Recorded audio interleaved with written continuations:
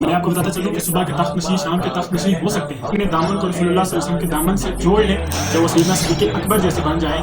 حیا ہو عثمان جیسی ہو، ایسا نہ ہو کہ ان کا طرز زندگی تو یورپ جیسے ہو، اس کے نظریات یورپ جیسے ہوں۔ کوئی کہہ رہا تھا کہ صبح کے تخت نشین شام کے تخت نشین، تو میں آپ کو بتاتا چلوں کہ صبح کے تخت نشین شام کے تخت نشین ہو سکتے ہیں، لیکن تب کہ جب وہ اپنے اوپر اسلام کو لاگو کریں، جب ان کے ظاہر سے اسلام ظاہر ہونا لگے،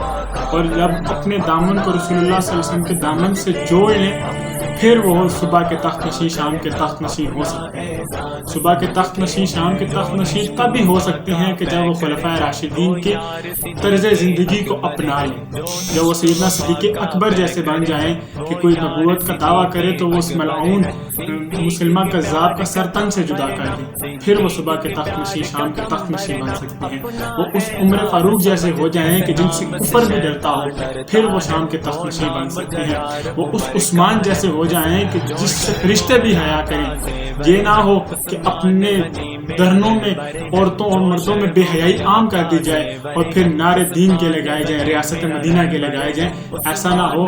حیا ہو عثمان جیسی ہو، پھر تخت نشین شام کے بھی بن سکتے ہیں، جن میں بہادری اور جرت اور ایمانداری علی جیسی ہو، وہی شام کے تخت نشین بن سکتے ہیں۔ علی تو وہ ہیں کہ جو کہتے ہیں کہ شراب کا قطرہ کنویں میں گرے، اس کنویں کا پانی کھیت کو لگے اور کھیت سے بکری کھائے، اس بکری کے کھانے کی برکت سے اس کے تھن میں جو دودھ آئے، عمر علی وہ دودھ بھی نہ پیے۔ تو علی تو یہ ایسے علی ہیں جو حرام کو پسند ہی نہ کریں، جو حلال اور حرام کے